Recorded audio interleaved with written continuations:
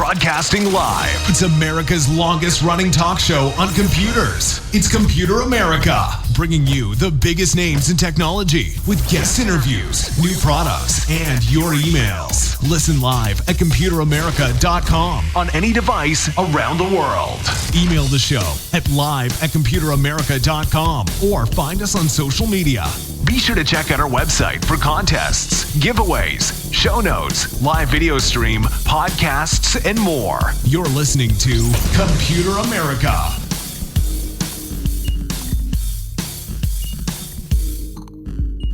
Hello and welcome into the Computer America Show. We are the nation's longest running, nationally syndicated radio talk show on computers and technology. Thank you for joining us. I'm your host, Ben Crossman. Sorry if that sounded rushed. I'm trying to do some things back in the background, and hopefully our guest is still waiting oh so patiently for us. Let's see, and participants. So yeah, we're going to have to find Ralph Bond. So with that little bit of spoiler, obviously, Ralph is actually here. So that's just perfect. So everyone, we'll get to Ralph in just a moment. But hey, welcome into the Computer America Show. Today on the program, like I said before, longtime Computer America correspondent. He is our science and tech trends correspondent, where we'll be discussing some very, very interesting articles and news. Odds are we have not covered these on the program before. And hey, this is right where you want to be. And hey, I see Ralph, and he's waiting oh so patiently in the background. So before we get started, computeramerica.com. That's where you'll find everything, including the show notes. You'll find past shows, future shows, articles, reviews, all that kind of thing. And hey, I really want to turn you on to that because Computer America will be out at CES. We will not be doing it live, but we will be doing it. We will be recording segments out there with some guests and trying to make some videos that really highlight the show. And I think the first time I did CES back in 2016, I really made the mistake that I was like, I'm going to go meet everyone. And oddly enough, when you have like 15,000 companies and you have like 150,000 people, man, I don't own enough Purell to be able to do that. So with that being said, we're going to try to really focus on consumer tech because, hey, that's what we really focus on. And yes, if you want to know about the future of connected toilets, this is going to be the show for you. So with that being said, why don't we go ahead and bring on our guest? And like I said, Ralph Bond, he's been with Autodesk, he's been with Intel, and of course, Computer America coming up on, over a decade at least. And everyone, hey, welcome onto the show once again. Ralph, how you doing? Good. I hope you can hear me. Can you hear me okay? I can hear you just fine. Wonderful. Great. Yeah. Happy holidays in advance to everybody. Absolutely. And happy holidays. So obviously, for those of you watching the video portion, which we're going to turn on here in just a moment. There we go. Yeah, there you go. You got your Santa hat. I'm ready. I'm a helper. Absolutely. So, we'll go ahead and put that up here in just a moment. So everyone, like I said before, computeramerica.com will have the show notes later on after the program. We'll have them up, and any stories, and probably some that we did not cover, we'll have those up on the website for you to check out the extended version, because Ralph, over the past couple of months has, I think really drilled down and gotten the essence of every story, and it's a much better flow for the show. I'm very happy that he does it, in his current format, and it's a lot of fun. So before we get started, for those of you who have not heard of Ralph Bond, Ralph, talk about, a little bit of your history and talk about what it is you hope to do on the program every month. Yeah, so super quick, condensed. Who am I? History here, other than one of Santa's helpers. My last 10 and a half years approximately of working full time, I'm now semi-retired, was with Autodesk, the AutoCAD company, the computer-aided design folks. And in specific, I served the architecture, engineering, and construction division of that company, which introduced me to the world of technology for the architecture and construction worlds. Mm-hmm. Wow. I mean, it was a big eye opener for me, and I just love it. And once in a while, I'll throw in a story from that industry segment into our monthly show here with Computer America.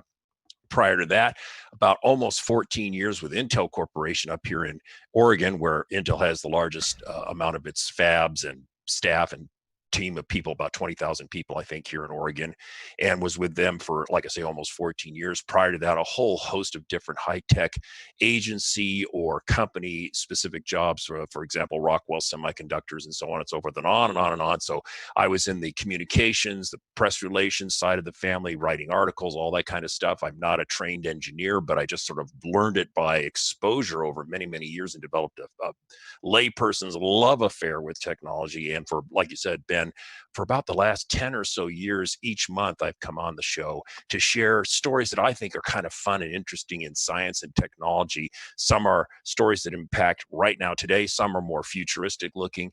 And as you also said, Ben, to the listeners, what I do now is I kind of extract the greatest hits from each of the articles that I want to share. Mm-hmm. And the show notes that you can get from the Computer America website will have links and pictures and sometimes links to videos associated with the story, so you can get the full story if you want to go back and read. And last but not least, we never get through all the stories I put together for 1 month. That's okay, because you can come back and enjoy them. If we don't get to them, you've got the show notes and you can check it out.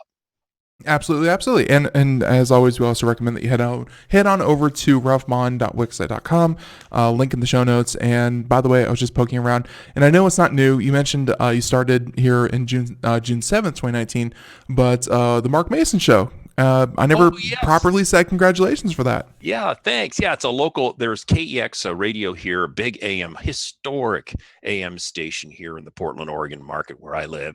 And Mark Mason and I became friends when I was doing spokesperson work for Intel Corporation way back when, and a little bit when I was at Autodesk, but I kind of dropped off the radar with those guys for a number of years. And then now that I'm semi-retired, I thought, you know what, I'm going to reach out to Mark and say, hey, Mark, would you like to do some technology stories? So every Friday, we do a short little 7 to 8 minute segment where I kind of do a super condensed 3 or 4 fun stories. And some of those stories I'll also be sharing here today with our audience. So I love it. Thank you. It's Absolutely. a great show, and Mark's a wonderful guy. Yeah, for sure. And it really does seem like you've, I guess there, because here we have the hour and we have plenty of time to, kind of just have fun with it. But I guess there you're really, you get to choose your favorites. So it's much more condensed. Very, very cool. So with that being said, everyone, we're going to go ahead and get started here with story number 1 as usual. And wow, that is some picture. So let's go ahead and talk about this. Isn't that interesting? Well, the first story, and by the way, the first couple of stories, some of these go back a month or so ago, but I feel that they didn't get the kind of attention they deserve, certainly not in the mainstream general media, which rarely focuses on science. Once in a while they do, science or technology. So again, a couple stories up front here that are a bit older, but this one from Vox, VOX, via MSN News, the headline, why scientists are so excited about quantum supremacy. And Ben, I'm going to need your help on this too, because this is alert here to the listeners. This is super, super geeky. Okay. Right. A story by Brian Resnick. Really, really interesting art image here they have of this device. But let me get into the story here, some of the essentials. So back in October, scientists at Google declared they did something extraordinary. They built a quantum computer that solved an incredibly hard problem in 200 seconds. A problem they claim the world's fastest supercomputer today would take 10,000 years to solve. What? Let that sink in. 200 seconds to do something the fastest supercomputer today would theoretically take 10,000 years to solve. Wow. So this achievement demonstrated what the scientists at Google claimed was quantum supremacy. And let's explain. And again, Ben, jump in and help out with the tutorial wherever you feel Sure. you want to. So this, that is to say, this quantum supremacy means Google's quantum computer did something that no conventional computer could reasonably do, aka the 200 seconds versus 10,000 years, right? But time out, and this is maybe not for you, Ben, but certainly for me and maybe many of our listeners, was what is a quantum computer, right? That's a good place to start. There you go. First and foremost, traditional computers utilize the flow of electricity that can be turned on or off at switches inside circuits. The switches, by the way, are simplistically called transistors. Whether a switch is on or off generates the ones and zeros that underlie all computer code. Very basic. Okay, so there's your traditional computer, right? On and off switches, put a whole bunch of on and off switches together, have them exercise Boolean logic or other functions and so forth. And collectively, that gives you the quote unquote computer, traditional computer. And I'm horribly simplifying, right? Mm-hmm. But, and here's where it gets interesting. I thought this was so interesting because I'd heard about quantum computers, but I never really gave it a lot of thought. So the article explains quantum computers, on the other hand, are not built upon using the flow of electricity. Here it comes. This is so interesting to me, at least. They rely instead on the physical properties of electrons, photons, and other tiny bits of matter that are subject to the laws of quantum mechanics. Now, this goes way beyond my mental pay grade, all right? But just hold that thought for a second. So it's not on or off like transistors. It's physical properties of electrons, photons, and other tiny bits of matter that are subject to the laws of quantum mechanics. So again, to compare contrast, in a normal computer, a bit can be in two states, on or off, 0 or 1. But a qubit, also known as quantum bit, can be in many states at once. This is where my mind starts melting like a Salvador Dali watch in a painting, right? I mean, just what? That means a single qubit can contain exponentially more information than a normal traditional computer bit. Wow. And I'll leave it at that because that's where my brain is beginning to melt. But I think it's so interesting. Ben, I would love your add-on, your thoughts about this. So we covered the story a little while ago on the show, and I actually recall it. And of course, so the idea of quantum supremacy, and that's, kind of what the article really wanted to get at, was this idea that quantum computers are going to surpass traditional computers at some point, and that will be quantum supremacy, is when quantum computers are better than traditional computers.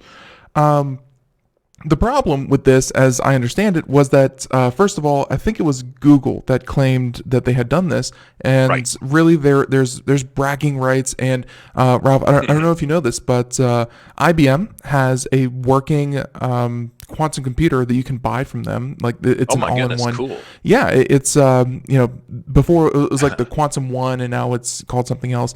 But of course, this is going to be for large companies to keep in the basement. It's about the size of like a shipping container is what they worked it down to, which is better than the size of an entire laboratory. Sure. And it's very reminiscent of the days way back when you used to have to stand inside computers. Yes. It's very similar with quantum computers. Now, so that's where IBM is.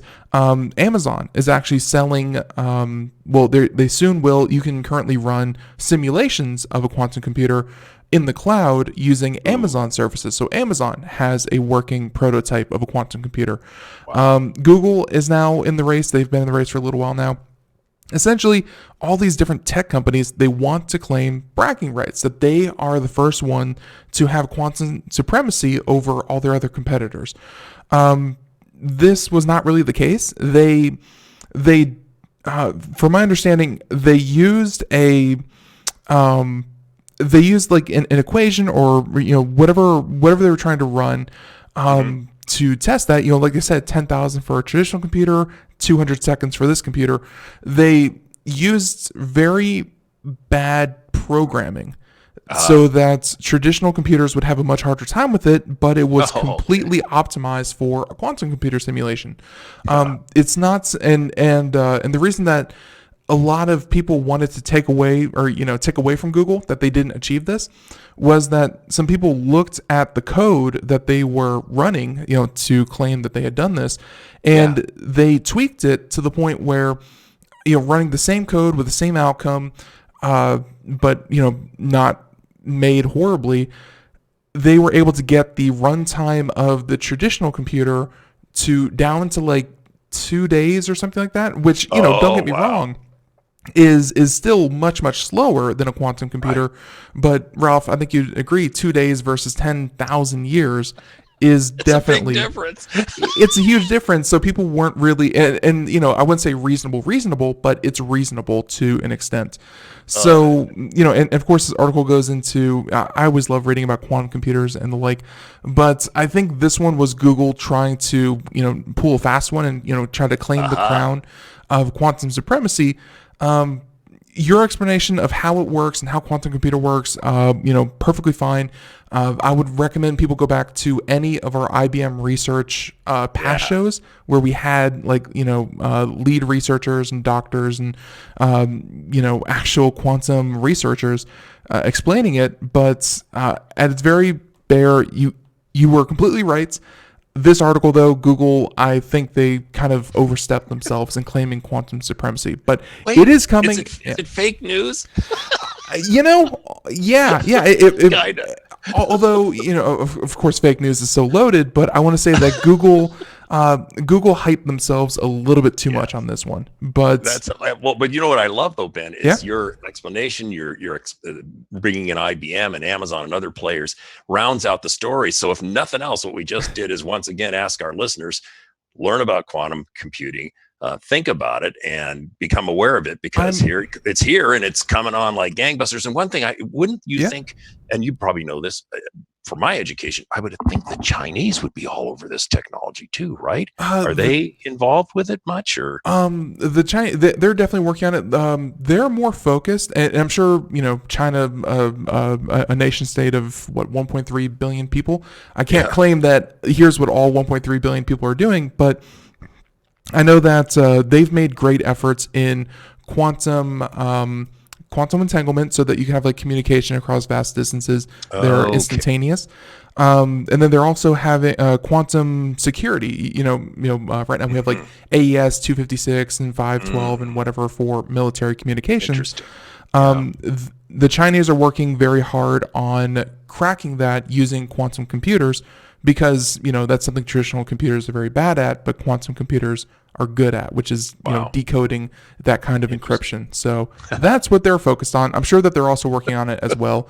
I will say that a lot of these companies, IBM, Amazon, Google, Microsoft, so on and so forth, they're all almost working in tandem, because this is such new territory. Yes, there's going to be a company that wants to bring it to market first, but right now they're all kind of learning together. So well, it's a fun topic, and I loved your value add. Thank you so much. That was great education for me. I love it. My pleasure. And really, truly, honestly, I've had IBM on every year for the past 3 or 4 years since I've first learned about quantum computers. I'm still asking the same basic rudimentary questions when they come on. It's a very complicated, thing to get into. So I do not blame anyone out there who has heard this whole story and still gone, okay, wait, so quantum supremacy? What happened? Just hit the replay button. But now, with that being said, very, very good story. I'm glad that you brought it up. Now, story number 2, though. Back to Earth. Back to Earth. And I'm surprised it was not about the Tesla Cybertruck. But let's go ahead. Story number 2. Elon and crew have their fingers in so many different things. So this little story comes out of Yahoo News. Tesla launches 3rd generation. I didn't even know they had 2 previous generations of solar roof tiles for home use. And if you have the show notes, you can see the picture. And kind of zoom in on the picture if you can, folks, if you have that up on your screen, because these solar tiles, it's a very attractive roof. I mean, I showed this to my wife. She said, this looks great. So it's not weird looking. It's not solar panels, folks. These are roof tiles, or if you want to call them shingles, I guess, that are in themselves solar panels, but they look cosmetically, I think, just terrific. So here's the deal. Late October, Tesla launched its latest line of solar roofing, which is allegedly 3 times sturdier than traditional shingles. Now, it depends on whether you're talking about the asphalt composite shingles or the traditional wood shingles, which almost nobody does anymore now. So I'm not sure which kind of traditional shingles they're talking about, but this is cool. It says these dark tempered glass tiles, that's another good word for them, which company CEO Elon Musk refers to as solar glass tiles, have been designed to resemble traditional roofing, while supplying homeowners with the energy benefits of solar panels. Though only one type of solar tech-equipped shingle is available from them as of now, the company has plans to offer more styles in the future, possibly every 6 to 9 months, including those that look like clay So like the clay tiles, the Spanish style, right? Yeah. Or other materials. Isn't that great? I love that. So here's this fun part about, okay, this is all lovely, Ralph. What's it going to cost me? So based on the estimate pricing outlined on the Tesla website, outfitting a 2,000 square foot roof, I don't know whether that's what's represented in the picture they have with the article. Perhaps it is. So outfitting a 2,000 square foot roof with the solar roof tiles will cost approximately $42,500 before federal tax incentives. They claim this is a cost comparable to that of installing traditional shingles. Again, they don't explain exactly what they define as traditional shingles, but regardless of the cost maybe at today, perhaps that is a prohibitive cost for a lot of people. But think about this, Ben. My thought, see if you agree, is if you're building brand new, you're a developer, you're building a new community or a new set of homes or whatever the case may be, to do this at the first pass instead of an existing owner retrofitting at probably a prohibitively difficult expense. But if you could bake it in on volume, let's say you're a developer doing a neighborhood of 50 homes. If you can get volume pricing and other things of this nature, put it in at the beginning, it's a great selling point. And I hope as all technology, it will get less expensive over time and more proliferated. And again, I just love the look of this roof, and to think this is generating solar energy, but looks great in my opinion. Yeah, and in the picture that was tweeted out and in the top of the article over at Yahoo News, and of course, if you go over to the website, if you look, if you kind of squint very closely, or if you just head on over to Tesla Solar Roof Design, you can see that they also have a Tesla Powerwall and, of course, the charging station for your Tesla vehicle. Right. But the Powerwall is really what I want to draw attention to, is because you wouldn't get you wouldn't get the roof if you didn't have the Powerwall. And I'm sure, Ralph, that we've talked about the Powerwall on the show before. Yes, right. Yeah. So, I mean, both these in tandem, it's very interesting. And like you said, for new homes, I hope he gets down to the point, and, I'm looking here, of, $40,000. People don't want to drop that into an existing home when really they don't have to, and there are other options. But for new builds, and hopefully, well, I can't say hopefully, the price of electricity goes up. I'm hoping that the cost of renewables goes down. That is where I think Elon hopes to take this, is that it's going to be a no-brainer because, hey, it's more durable than a roof. It is, it's going to last longer than a roof, and it's going to generate you electricity better than any other roof or rooftop solar panels. I'd be very interested, and like you said, they're sexy. Like there's no way to put it.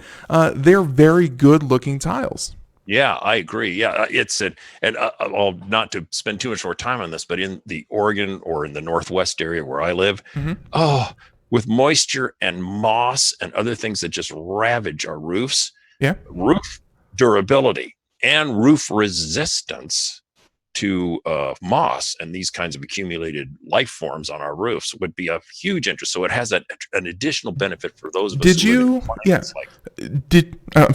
you see the tweet that Elon Musk sent out, just this last weekend, I think, where he was trying to make the argument for solar power because, he rolled out the tweet like 2017, 2018, and now it's 2019, so he has to do it one more time, where he had this red square on a map of the U.S., which covered like the upper northwest portion of Texas. And I want to say it was like, it looked like a cluster of dead pixels on a picture. Like it was not a very big area. But he said that if you covered this much of the United States with solar panels, you could power the entire United States. And of course, he's not saying that, that you would do that, because then all of your electricity comes from one spot, a storm comes through, blah, blah, blah. But he's saying, but he's saying that, it doesn't take that much solar that many solar panels over a wide enough area, because if not for that little square over the corner of Texas, imagine that just on everyone's roof, on building roofs, and just it would really solve a lot of problems if we could have solar panels like this. But hey, like Ralph, I don't know how you feel, but I really do feel like humanity faces a lot of problems. There's a lot of things that can end us, be they political and or environmental or whatever. Man, it's a scary world out there. It's a little comforting to me, though, I will say, to think about the idea that the only thing stopping us from having, at least from an environmental standpoint, renewable energy that won't kill us at some point, is economical. That's a really good feeling, because that just means that we just need to do it. We have the means within our hands. The economics, unfortunately, don't work out yet, but we can save ourselves. It just takes, a little bit of manpower. Oh gosh, yes. And you know what, Ben? I'm going to suggest something, since we were just talking about solar power. How about we jump to story 7? Go for it. Scroll down to your notes there yourself there, because I think this is kind of fun and very innovative and kind of far out technology. So this is a story that comes from Popular Mechanics. The headline immediately grabbed my attention. Let me adjust my microphone here. There we go. Sure. The Air Force wants to beam solar power from space back to Earth. Isn't that something? The Air Force wants to beam solar power from space back to Earth. Let that sink in for a second. There's a really groovy picture that came with the article. Let's set it up here. Again, greatest hits from this article. In today's war zones, remote outposts are often serviced by fuel convoys. This is the kind of thing you never think about. Think about Afghanistan and these kinds of godforsaken places. The challenge, wouldn't it be great if you could reduce the number of convoys that in turn expose the convoy troops, the men and women running these convoys, to obvious danger, right? That's one of the horrible things, that so many of the injuries come from improvised explosive devices that take out convoys.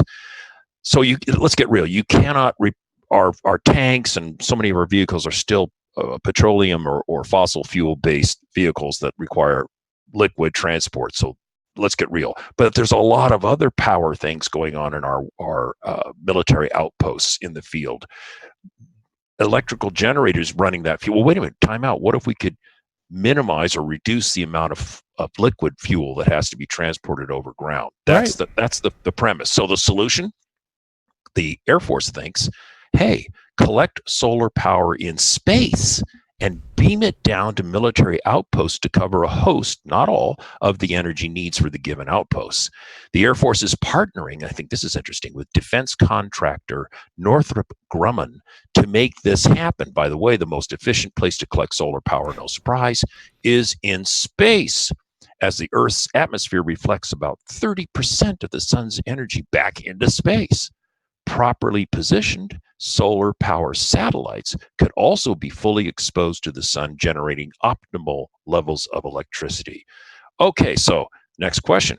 How do you get the energy from space down to Earth? I get it. Put up big, solar panels in space and optimally positioned to get maximum sun exposure. But how do I get the energy so it can benefit me down in a military base someplace?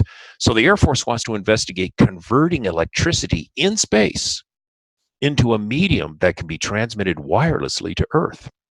And the medium solution is radio frequencies. Now, I don't have the expertise to understand how this would work, but the satellites would be paired with receiving stations on the ground that could intercept those radio signals, reconvert them to electricity, and put them to use. The system would be powered by a satellite with solar panels twice as big as a football field. So, Ben, maybe you could help educate me a bit about radio signals being converted into electricity, or even up in space, taking the solar collection, making it a radio signal, sending that to Earth and reconverting. Maybe you can add some insight on that. It's a very interesting idea, because I'm sure that you've heard of, we were just talking about Elon Musk, Nikola Tesla. That was one of his missions in life, was to transmits electricity via radio waves so that you could light a light bulb 100 miles away or something like that. Of course. So I guess that's the origin of the idea, and it's sound, but at the same time the density, and that's something I was trying to Google real quick, the energy density capability of radio frequency. And I mean, this seems like such a weird solution, because don't get me wrong, the satellites in space, they're going to get optimal electricity, they're going to get optimal solar power. That's great. I just can't imagine how converting it to radio frequency, which you would need very dense continuous radio waves hitting some kind of generator down there to get that energy.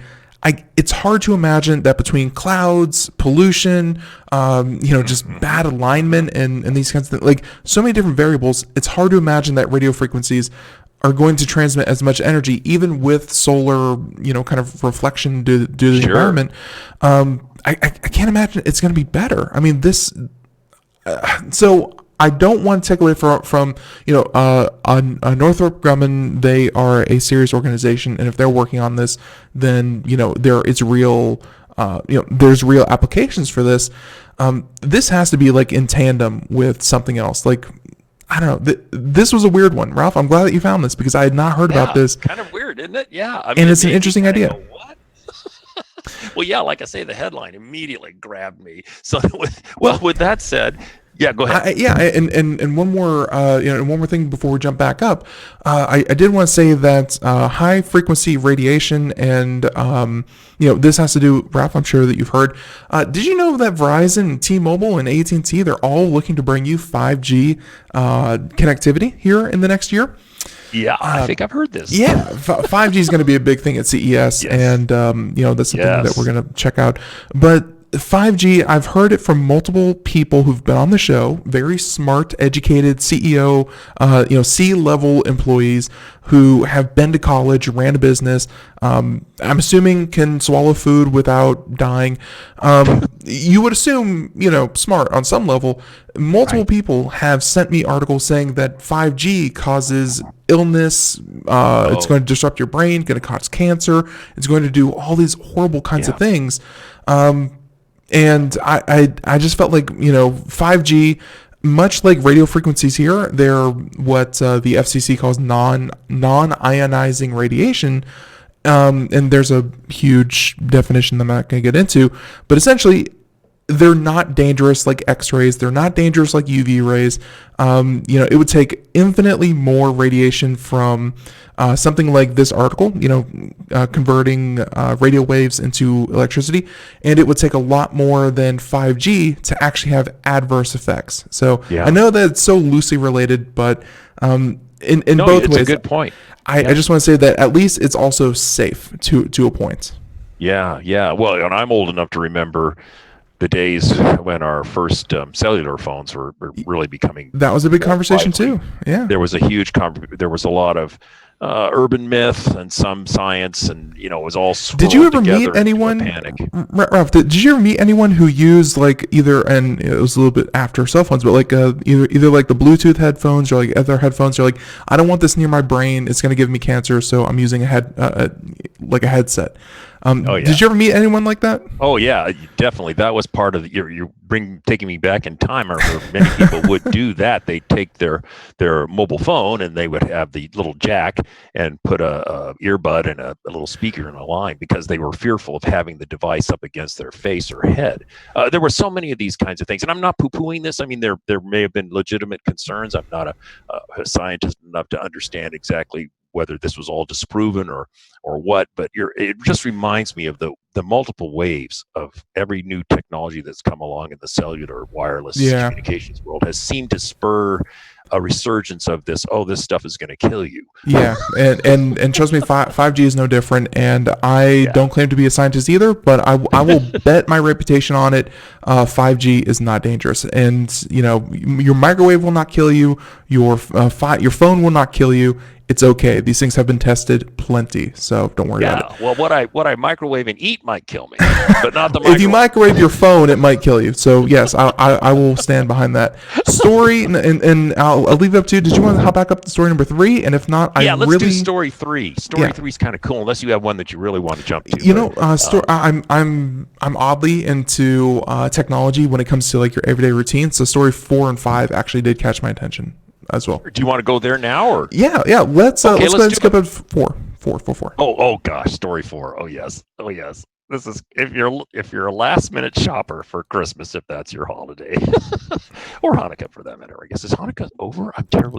No, Hanukkah starts and Hanukkah starts December 21st. I believe so is the first still day. Time. Yes. So if you're looking for a gift, a holiday gift, let's make it easier for the super geek in your life who may want to have the extreme dental hygiene, Oral-B's new $220 Genius 10, it's the Roman numeral, looks like an X, right? Genius 10 toothbrush has artificial intelligence to tell you when you're brushing poorly. Now, that's pretty wild, right? The magazine is The Verge, story by Jay Peters. There's a picture in the show notes of this device. It looks like a normal electronic toothbrush, no surprise there. And again, as I said before, it's great for the dental hygiene challenge super geek in your life. The new toothbrush uses Bluetooth wireless technology to communicate with a smartphone app. That's not new. There were previous generations of this product that did the same, but hang on, you'll see what's new.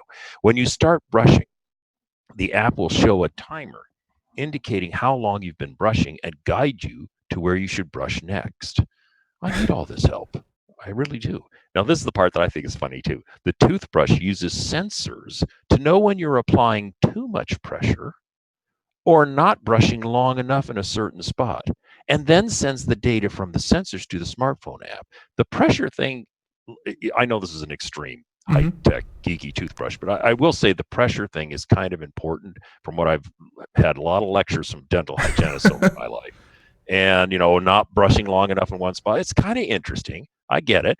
The app takes the sensor data and uses the Genius 10 artificial intelligence algorithm to tell you where you need to brush better and give you a rating on how well you brushed. Well, I just want to be judged at all times. Are there high scores and like a leaderboard, and it's like, here's how you compare globally to other teeth brushers? I love it. If there isn't, there should be, because then you can compete. I outbrushed everybody. Absolutely. So the Oral-B launched its Genius line of toothbrushes back in 2016. So again, as I said before, it's not new. But earlier models needed to use your smartphone's camera to follow your brushing. How clumsy, right? So it's a big step up. $220 if you're looking for the unique dental hygiene gift for your geek in your life. There it is. I certainly like the idea of it, and by the way, we actually did receive an email from Procter & Gamble, who makes the brush, and I was like, what is Procter & Gamble going to show at CES that they would contact us? And now I know, thanks to you, Ralph, now I know they are judging everyone on their teeth brushing abilities. Oh God, that's hilarious. Man, it's like I said, it's technology, because when you come on the show, Ralph, there's, we cover stories like, here's self-healing concrete that will make buildings, much more resilient into the future. Here's a new space age carbon nanofiber, XYZ that will make planes, fly forever. There's a lot of very interesting stories, but then I also like stories, you said bring back down to earth. This affects everyone kind of just brushing their teeth. It's a very basic thing, and technology will be affecting all of it. So I definitely like stories like that. Just like this next one, on Wednesday, we had another correspondent, Sandy Berger. She's become, she's become our expert on voice assistants and digital assistants. So Google and Amazon. But we did not cover this one. We did not cover the Alexa-enabled tree. So why? Sign of the times. Internet of Things. Internet of all things. That's how the acronym should be. IOAT. Anyway. And by the way, just real quick, for everyone out there watching the video portion, when you open up the website to USA Today, I guess they play, this video, Can Your Christmas Tree Help Prevent Wildfires? And there was just some kind of imagery where I clicked on the link from the show notes to go over to USA Today, and it's like, Mr. Christmas Tree, it's an internet connected tree, and then it immediately switches to this giant pine forest on fire, just absolutely burning to the ground. And I was like, that's not the imagery you want for an electronic tree. And then just suddenly the whole forest goes up in flames. So it doesn't matter. Go ahead. That's interesting. So the headline was Meet Mr. Christmas. Meet Mr. Christmas. You can buy an Alexa-enabled holiday tree for $300. USA Today, a story by Dalvin Brown. So right off the top, it's an artificial tree from Amazon. Okay. Why Mr. Christmas? You got to give it a name. Christmas? You got to give it a name. Well, you've just angered more than half the population. Right? I don't get the Mr. Christmas part. It doesn't bother me too much, but it's just sort of curious. I would have thought it would be, I don't know, Mr. Xmas tree. Ms. Alexa tree or something like that, right? Anyway, I digress. Here we go. For this holiday season, it's not too late. If you don't have a tree yet and you've been thinking about going artificial, and I'll speak to that in a moment, Amazon now offers a smart tree they named Mr. Christmas. Well, it's an Alexa-enabled, voice-activated, pre-lit tree designed to mimic a traditional Douglas fir. And if you have the show notes or you're out at the website, you can see a picture of the tree. It looks, very believable. Mm-hmm. You can schedule the tree to turn on or off at the same time each day. That's nice. Or select the color of the lights using your voice. The 7-foot-tall artificial tree includes red, green, yellow, and blue color displays, as well as some more extravagant lighting effects. This is cool, like fading, twinkling, and sparkling. That's kind of fun. Setting up the artificial tree is easy, Amazon claims. You just slide the tree sections together using the built-in power pole. And once it's plugged in, you can start using your voice to get it started. And again, if you're familiar with running Alexa devices, it's a no-brainer. And then you know what? I'll tell you about Christmas trees. I'm in the Northwest. I'm in the Portland area, of course. Mm-hmm. Washington, Oregon, Washington, and Idaho, particularly Oregon and Washington, and particularly Oregon, for that matter, are huge suppliers of natural living Christmas trees that are cut by the thousands every holiday season and sent all over the United States and sometimes sent overseas as well. Mm-hmm. Well, not this past summer. This past summer was bizarrely mild, but the summer before was horribly hot. And a lot of our Christmas tree farms really suffered terribly because we just assume we're going to get irrigation from the sky, folks. Yeah. And so a lot of trees died, didn't make it to tree farms. I'm talking about Christmas tree farms, okay? And so this holiday year, if you haven't heard this, the price of natural trees has gone through the roof, and the physical numerical supply has dwindled terribly because of climate change, we would contend here, that just caused this horrific summer a summer ago, not this past summer. So if you're thinking about an artificial tree, it could be a time to give it a shot. We bought one a number of years ago because of my wife's allergies and so forth and so on, and it was very helpful. That was our motivation. Otherwise, we always supported our local farmers. But I got to tell you, it is wonderful. It's so easy to put together. It has the built-in LED lights. It doesn't have voice control, of course not, but you can add an Amazon smart switch to it and say, Alexa, turn on Christmas tree. Alexa, turn off Christmas tree. Or get a more sophisticated plug and actually program it accordingly. So you can convert your existing artificial tree to a quote-unquote Alexa-enabled tree if you so desire. And you can do the same with Google products too that are plug adapters. So fun story. Yeah, and hey, since it is the season, well, let's spend a little more time on this. I will say that one more. Let's see. I think I can share my screen with you, Ralph, so that you can see what I'm talking about here. And yeah, I see it. Yeah, and this is an app called Twinkly. They make LEDs that are individually mapped so that you can color the lights. You can do different patterns. And that's so cool. Yeah, it's and of course there's instant setup, and you can do all different kinds of things with this thing. That's a blast. And I think it works with, of course, artificial trees, and you could just set up once and never have to worry about it again. So there's that, and lighting up the tree, all that good stuff. Now I will say, another thing I heard about, your explanation about why we're having a shortage on trees, just real quick, I did want to say that one of the reasons I heard given for why we have a shortage of trees this year is that I guess it takes about 10 years for Christmas trees to reach maturity. So tree farmers have to kind of estimate, 10 years into the future, how many Christmas trees are going to be bought or sold. And that dictates demand, because it takes more than a year for a tree to, reach maturity. Ralph, what was happening about 10 years ago? And I kind of mean economy-wise. Oh, the Great Recession. Yeah, we were just coming out of it. A lot of tree farms went under because obviously in the past 2 years, people were not buying trees altogether, and farms couldn't afford to replant their trees we're now feeling the effects of that. 10 Oh, years that's a ago. good point. That's a really good point. Yeah. And the other thing too that happened this past summer, to your point about how they have to plant in cycles, anticipating the future. That recession point is really well made. But another thing that we know, because this is big news to us up here in the Northwest, what happens with the Christmas tree farming people is serious economic news to us. Okay, but their seedlings, the little guys that Yeah. they planted, perished. Almost all of them perished in the terrible summer of a year ago, this past summer. So it's just really, really awful. By the way, a lot of our Christmas tree farmers are saying, enough, I'm out of the business. That's it, I've had it. And some of them are going into growing legal, industrial, not get you high, Mm-hmm. industrial hemp for making fabrics and rope and paper and other things of this nature. So that's an interesting thing that's going on with our agribusiness up here in the Northwest. No, that's and you can't blame the farmers whatsoever for wanting to move on to something that will make them money. And there is a demand, and I will say that artificial trees definitely the way to go.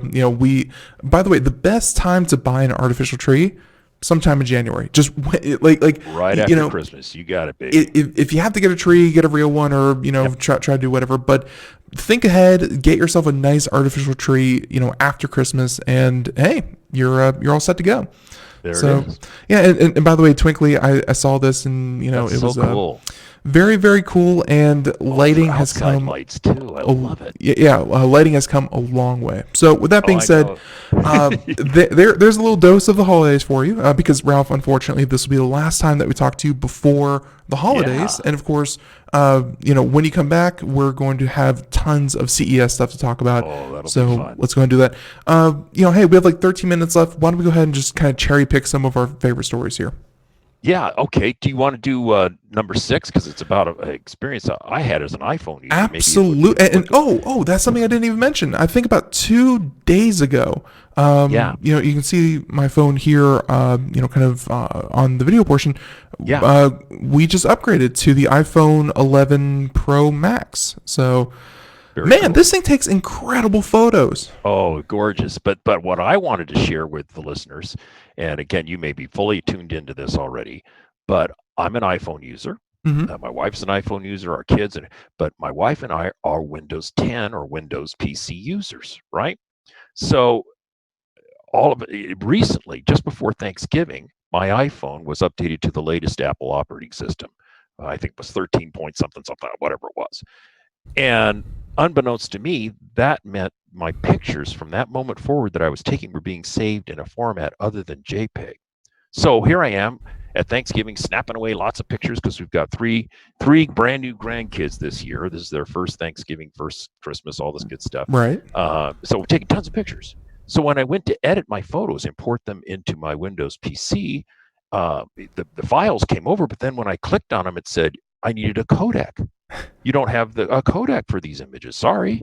And who doesn't have tons of codecs everywhere? Of course. Well, there it is. And codec, by the way, as you know, is a geek speak. It's a compression of coder decoder, right? A codec compresses data to enable faster transmission and decompresses the received data. And the most popular image codec is JPEG, JPEG. I think everybody's probably pretty familiar with this. So right. I discovered that all my iPhone photos from the point of that update on were being saved on my phone in the HEIC format, not the universal JPEG format. Okay, what the heck is HEIC? Again, Ben, you probably know this already, and why the change, but I want to share this. So HEIC stands for High Efficiency Image Coding. Why did Apple make this change? The HEIC format takes less space than JPEG images, so you can store more photos on your iPhone, and they're really good quality images, right? Yeah. So it's not a loss in terms of quality of image, but a gain in smaller space. And it's a great motive. I think that's terrific. But my gosh, a lot of Windows PC users are going to go, what? And they're not going to be the obsessive, compulsive person that I am to start researching this and reverse engineering this and then finding out about the solutions that you can download or use online. So you've got to convert your HEIC images to JPEG to do anything with them on your Windows PC until and unless Windows down the road updates and builds that codec into a future update of the OS. So hopefully that'll happen. So what do? You search online for HEIC to JPEG, cloud-based online, or PC downloadable apps that can do the conversion for you. What did I do? I use the free version of the NCH utility I downloaded to my PC. Qualifier, the free version works just great, but you can only batch 5 images at a time. So there's a limit to the number of images you can batch. But if you're a cheapskate like me, I just gathered all my images, broke them into little pockets of 5 and folders, and did it that way right now. But if you want to go back on your iPhone to JPEG, you can do it. Just go to the settings on your phone, scroll down to the camera, then click formats, and then switch from high efficiency to most compatible. And most compatible will take you back to your phone storing everything as JPEG. So there's my long sob story about my HEIC dilemma.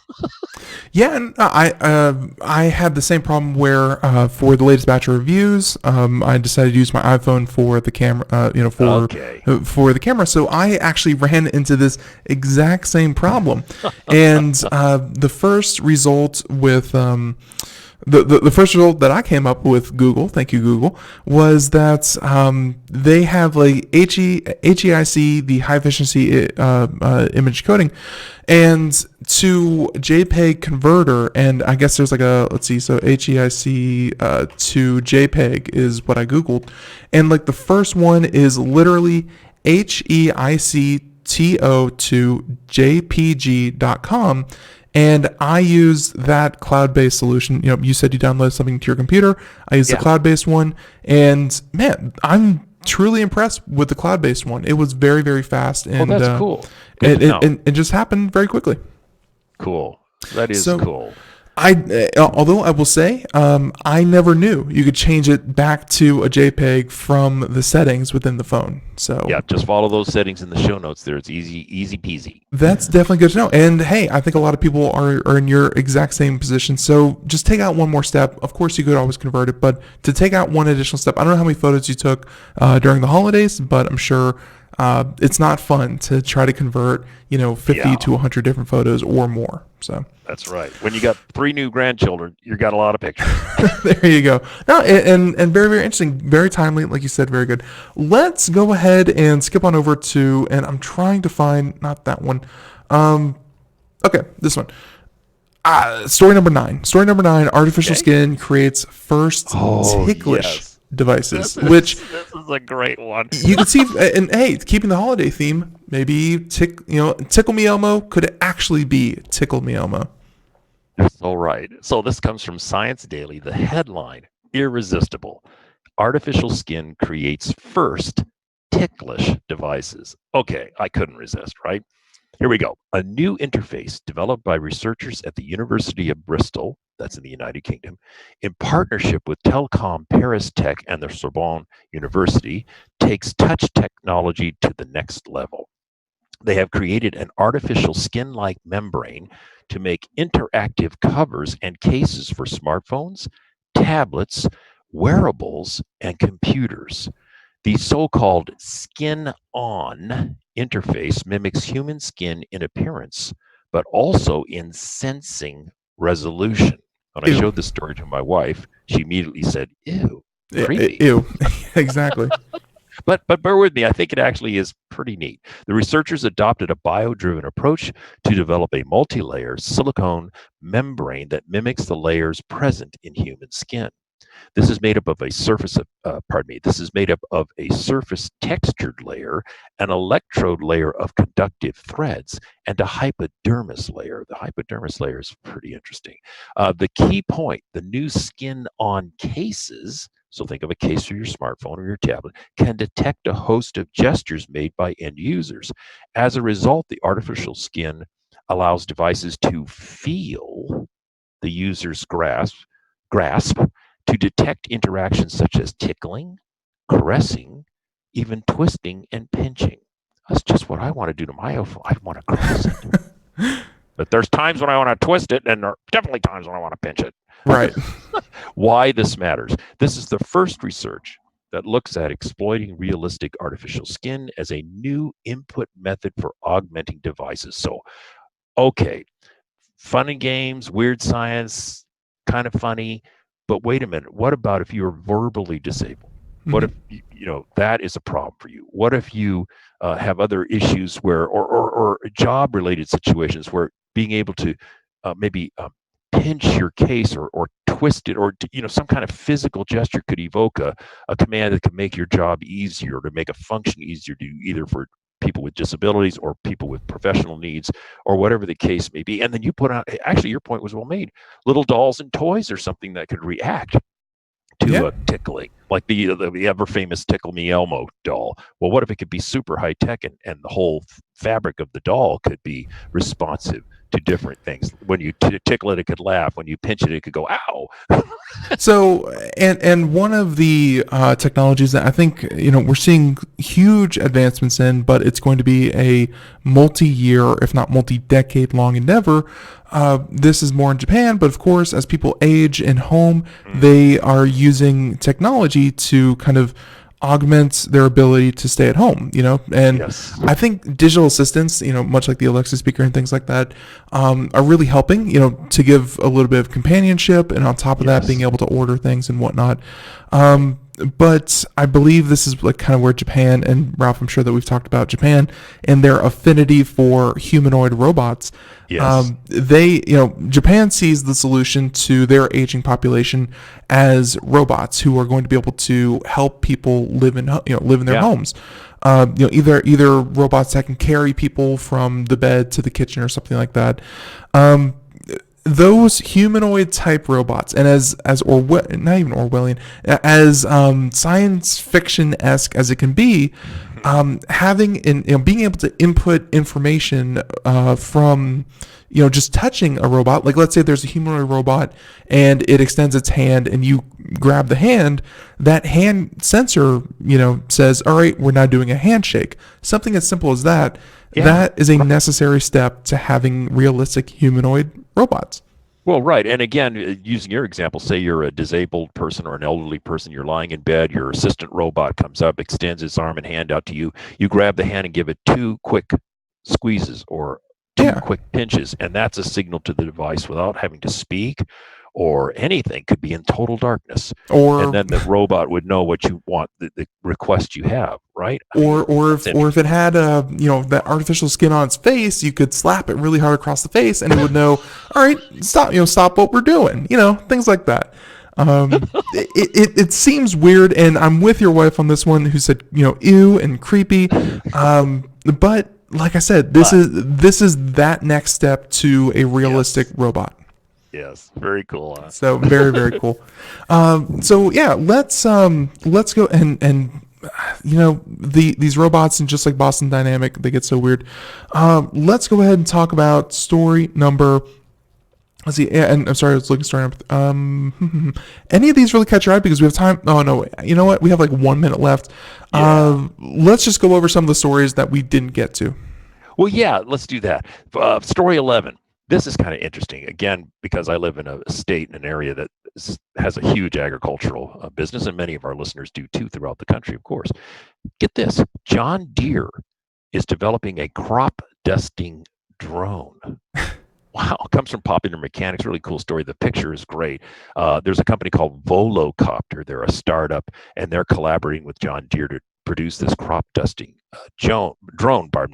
Picture a jumbo drone with a big wheel-like top with 18 rotor blades. It's really quite an impressive looking thing. I'll jump to the high points here.